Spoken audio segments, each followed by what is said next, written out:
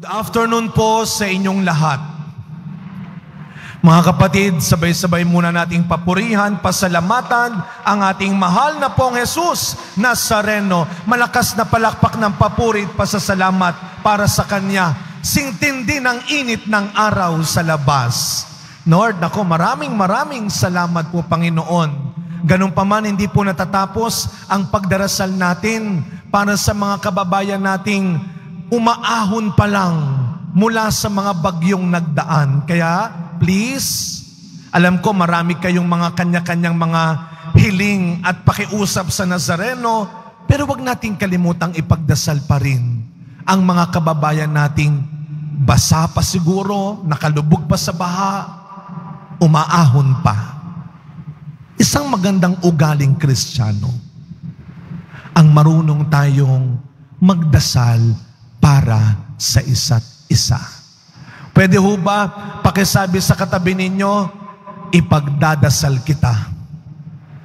Sabihin niyo po sa katabi ninyo ngayon. Yung mga nasa online, sabihin niyo po yan sa mga kasama niyo, sa opisina man kayo, sa bahay, ipagdadasal kita. I will pray for you. Kaya huwag niyong mamaliitin. Minsan, meron kayong mga kakilala, lumalapit, humihingi ng tulong sa inyo. Anong sasabihin ninyo? Pasensya ka na ha, wala ako maibibigay. Prayer lang. Anong lang ka dyan? Huwag mong nilalanglang ang prayer. Sabi sa ating unang pagbasa ngayon, mga kapatid, mula nang marinig namin ang tungkol sa inyo, lagi na namin kayong pinagdadasal.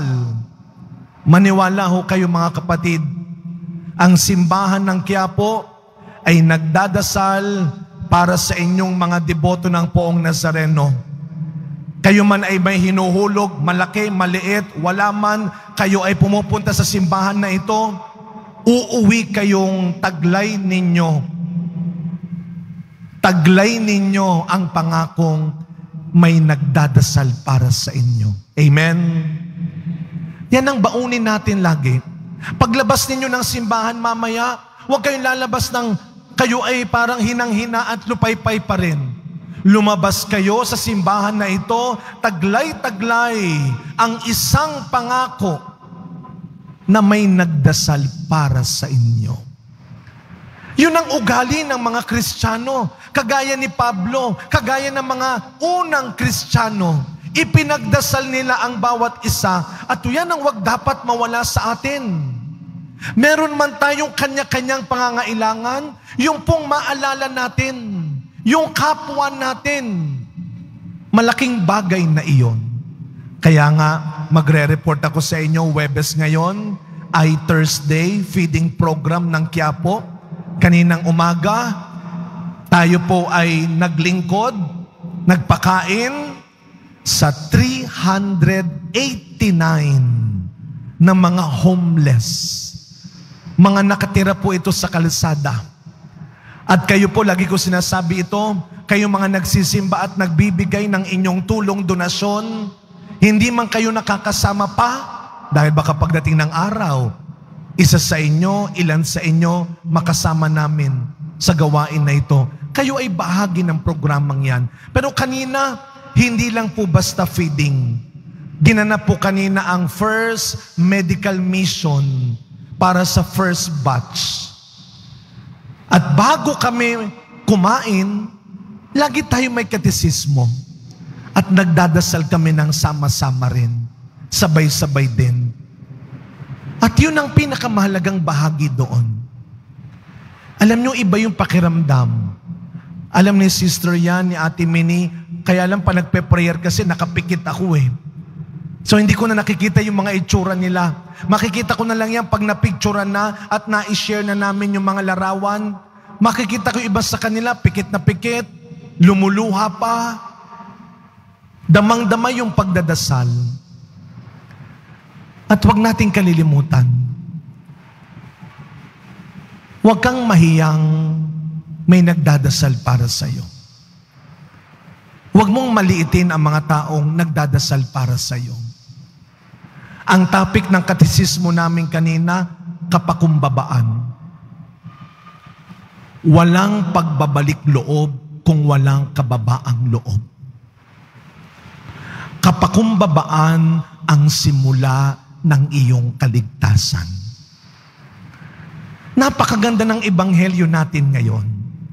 Si Pedro at ang kanyang mga kasamahan, ito'y mga professional na mangingisda. Matagal na silang mangingisda, kaya alam na nila ang tamang paraan, oras, lugar para makahuli ng maraming isda. Matatalinong tao ito. Negosyante. May kaya. Pero nang dumating si Kristo sa buhay nila, iminulat sa kanila ang isang mas mahalagang kayamanan ng isang tao sa kanyang buhay. Kababaang loob. Humility. Dahil lang sinabi ni Kristo sa kanilang, ihulog nyo ang lambat doon. Anong sabi ni Pedro? Umiral muna ang kanyang talino bilang tao. Magdamag na po kami ng isda. Wala kaming nahuli. Pero, dahil sinabi mo, gagawin namin. May hangganan ang katalinuhan. May hangganan ang kaalaman, ang kakayahan, at ang kayamanan ng tao sa mundo. Huwag mong kalilimutan yan. May hangganan. At sana pag nadumating ang hangganan na iyon, huwag kang magagalit sa ibang tao. Dahil naunahan ka nila. Dahil mas alam nila.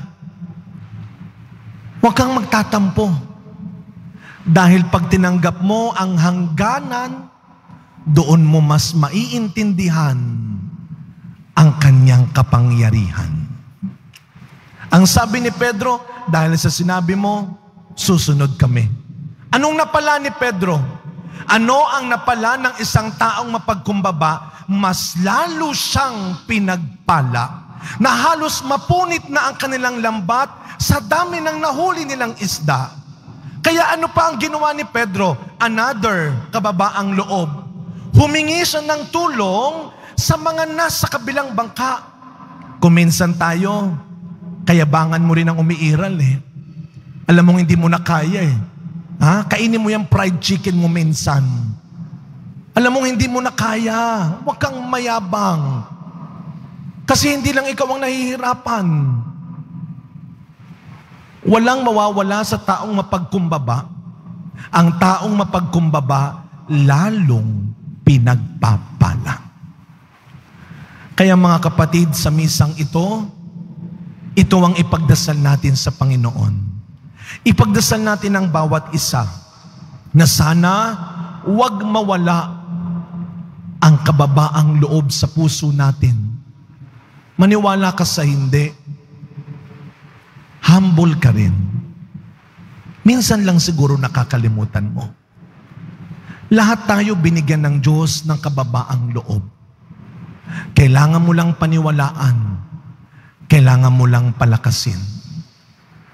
Sa pagpapatuloy ng ating misa, mga kapatid, araw-araw, ihanda natin ang sarili natin sa mga pagkakataon na kung saan kailangan nating harapin at tanggapin ang mga bagay na hindi na kaya ng isipan, ng katawan, at ng kalooban natin.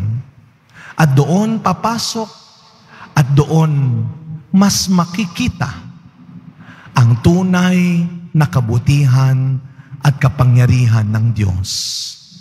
Walang pagbabagong loob kung walang kababaang loob. Walang mawawala sa taong mapagkumbaba.